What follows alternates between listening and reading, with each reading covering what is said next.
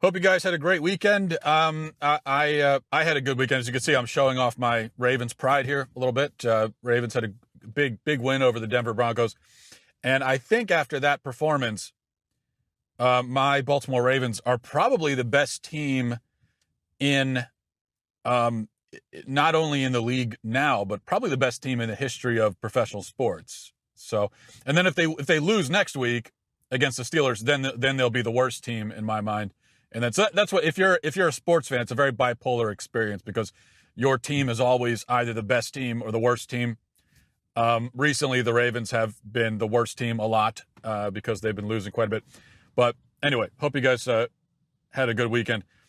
So let's talk about. Well, it was clear to any observant person that the Democrats were stalling last week to give themselves more of an opportunity to conjure up another accuser against Brett Kavanaugh, and all of the back and forth about the particulars relating to Christine Ford testifying, the discussions about who would go first, about how many cameras would be there, about about all that kind of stuff, about whether Christine Ford should have to fly because apparently at the last minute she decided that she's afraid of flying. All of that was nothing but a delay tactic, and a transparent delay tactic to give the Democrats more time to do what they did last night. And what they did last night is they whipped together another accusation. And guys, this one is even flimsier than the first one. I mean, this one makes the first one seem credible by comparison, and I didn't think that the first one was all that credible in the first place. Well, actually, we have two new accusations, sort of. Okay, so the first one, Michael Avenatti, the Stormy Daniels lawyer, the creepy porn lawyer, as Tucker Carlson called him, he is now claiming that he is aware of, quote, significant evidence that Kavanaugh was basically the ringleader of some kind of rape gang that would go around to house parties in the suburban DC area in the 80s, and they would just take turns raping women. This is what he's now claiming. We should also mention, if it wasn't clear already, that Michael Avenatti is quite possibly the scummiest person on the political scene today. And that, as you know, I mean, that is saying something. He's got a lot of competition for that title, especially in his own party, but even in the other party as well. But I think that quite possibly is true. Now, we're just going to ignore his accusations and move on to the piece published by The New Yorker, written by Ronan Farrow, who is the guy responsible for a lot of the different Me Too reports on, he's reported on several high-profile Me Too cases. And usually his reporting has been pretty solid. This, though, this is not solid. Now, I'm going to go through some of this New Yorker article, and we will analyze it together, because I want you to, if you haven't read the article, I want you to just get an idea. I want you to understand, to kind of see just how desperate and dishonest the opposition to Kavanaugh has become.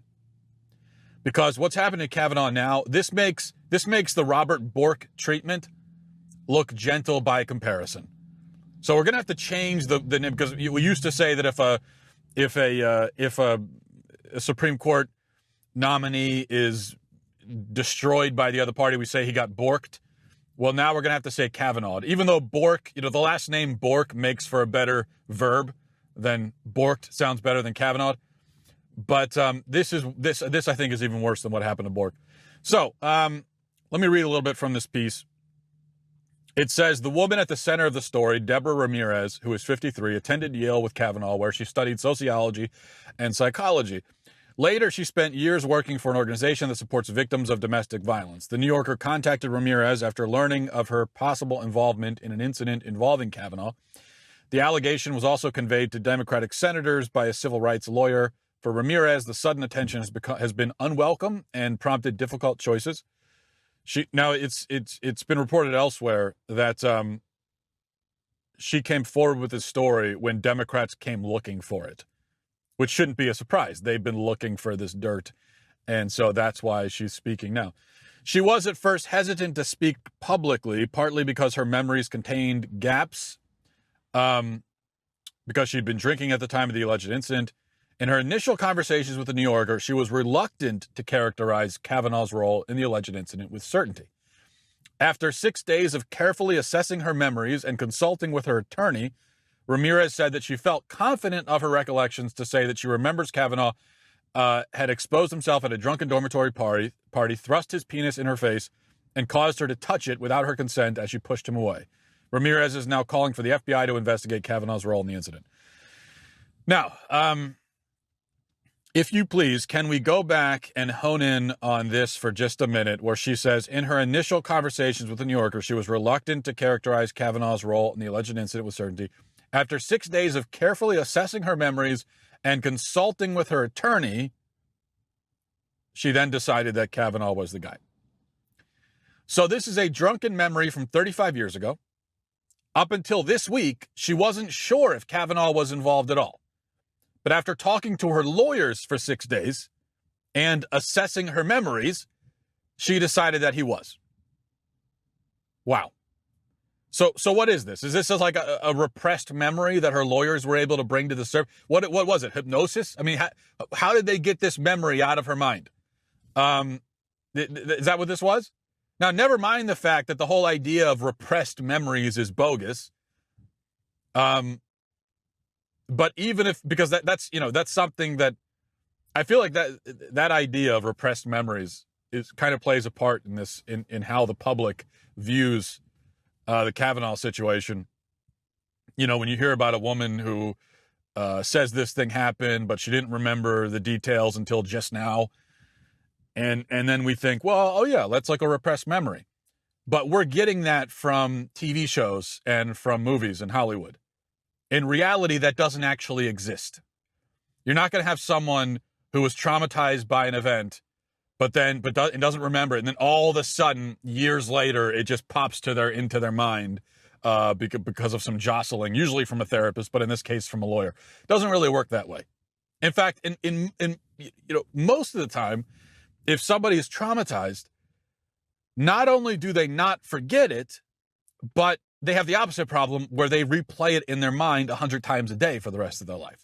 That's often how this goes.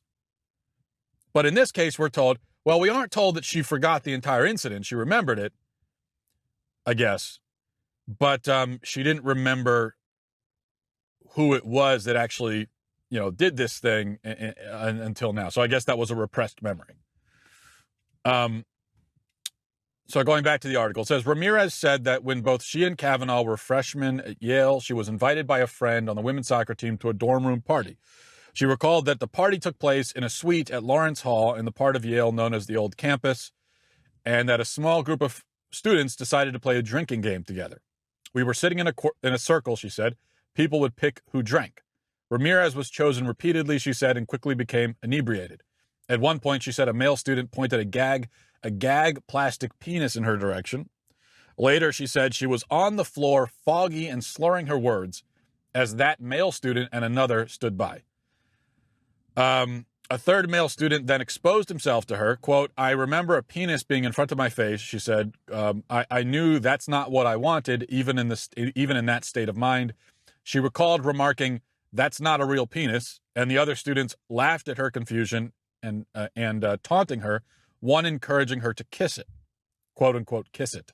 She said that she pushed the person away, touching it in the process. Ramirez, who was raised a devout Catholic in Connecticut, said that she was shaken. Quote, I wasn't going to touch a penis until I was married, she said. I was embarrassed and ashamed and humiliated. She remembers Kavanaugh standing to her right and laughing, pulling up his pants. Brett was laughing, she said. I can still see his face. She recalled another male student shouting about the incident. Somebody yelled down the hall, Brett Kavanaugh just put his penis in Debbie's face, she said. Quote, it was his full name. I don't think it was just Brett. And I remember hearing and being mortified that this was out there.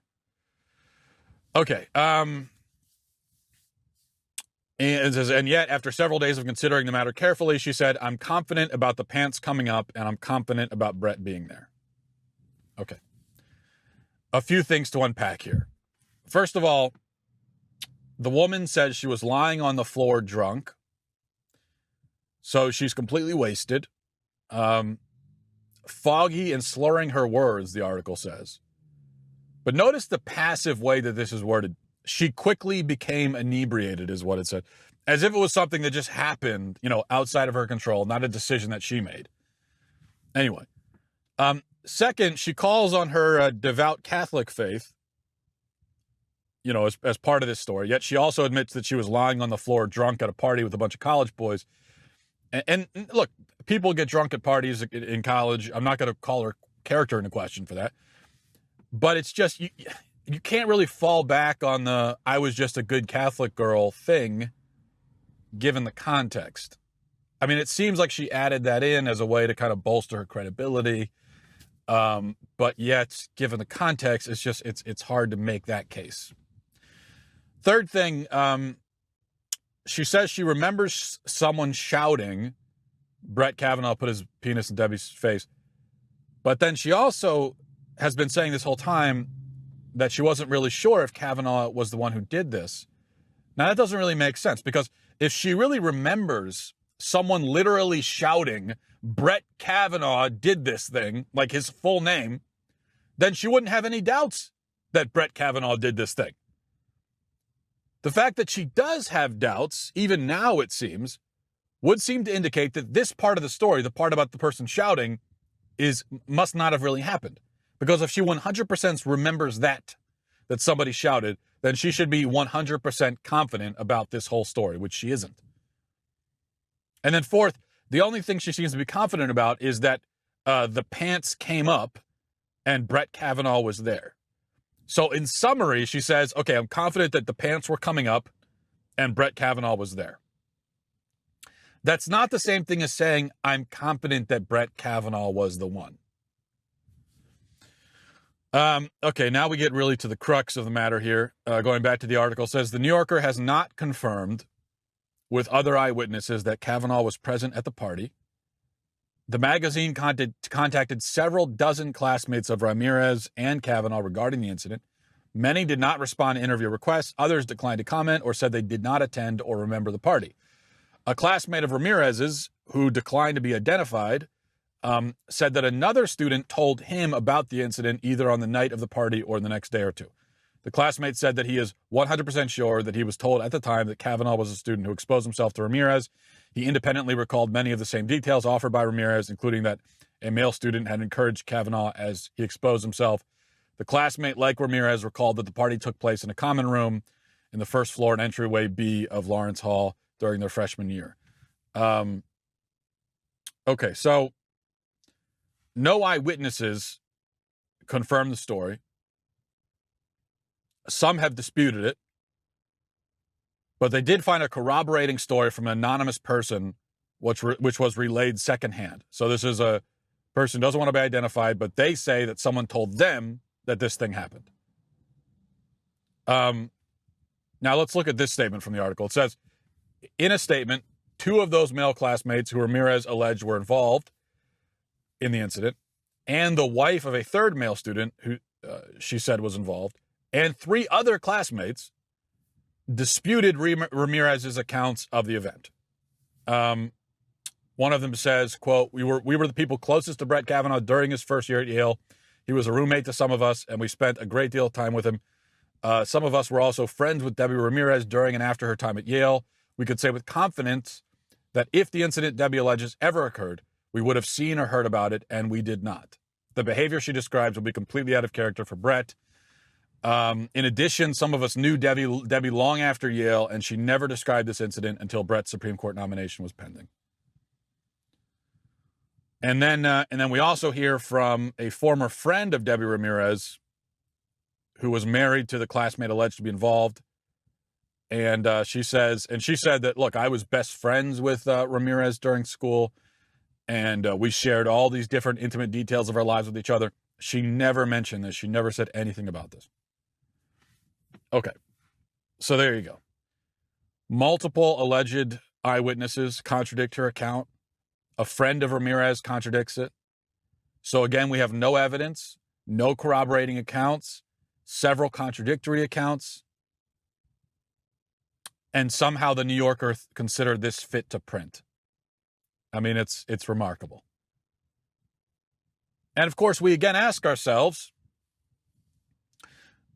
even if this was true, which there's no reason to think it was true, but even if this drunken incident did occur between all these drunk people at a college party, where Brett Kavanaugh, pulled his pants down,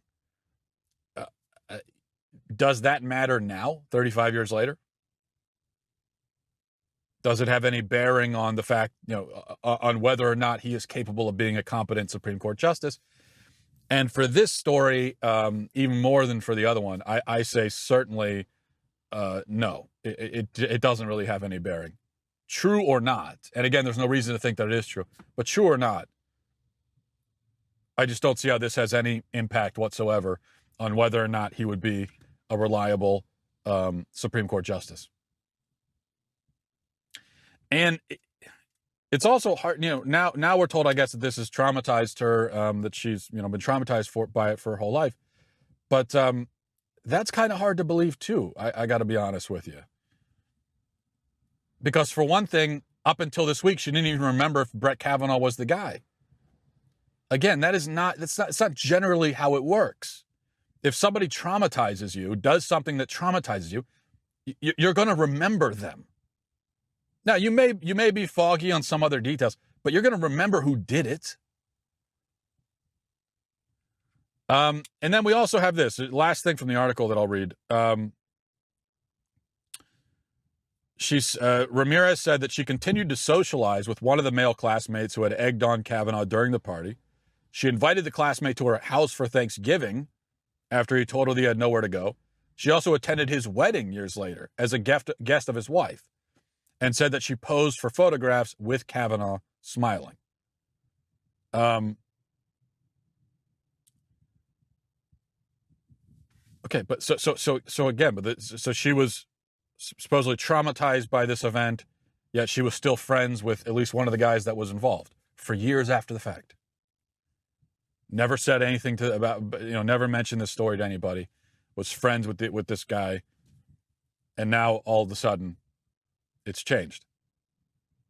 The article also says that Ramirez said that she remained silent about the matter and did not fully confront her memories about it for years because she blamed herself for drinking too much. She says, even if I did drink too much, any person observing it, would they want their daughter, their granddaughter with a penis in their face while they're drinking that much? She said, I can say that at 53, but when I was 19 or 20, I was vulnerable. I didn't know any better. Reflecting on the incident now, she says she considers Kavanaugh's male classmates culpable. They're accountable for not stopping this, she said. However, what Brett did is the worst.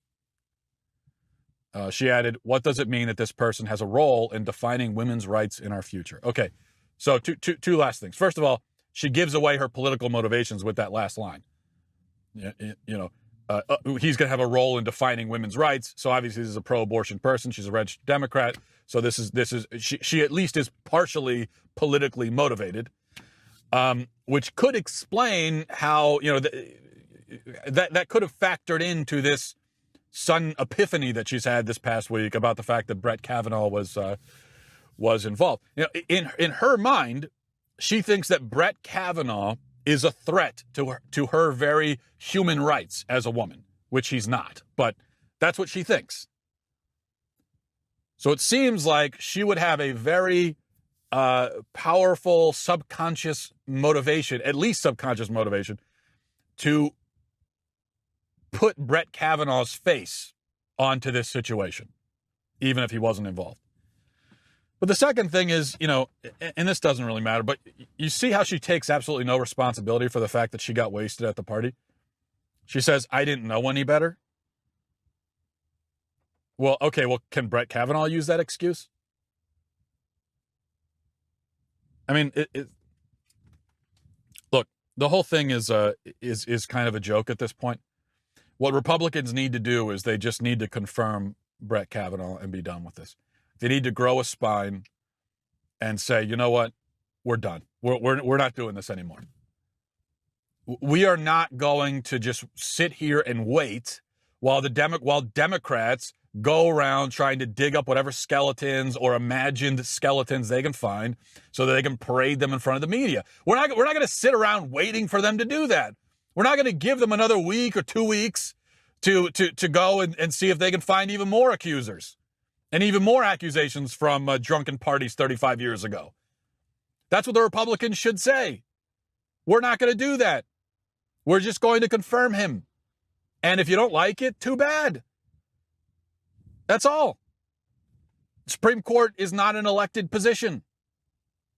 So Brett Kavanaugh doesn't need to be popular. It honestly doesn't matter how people feel about it.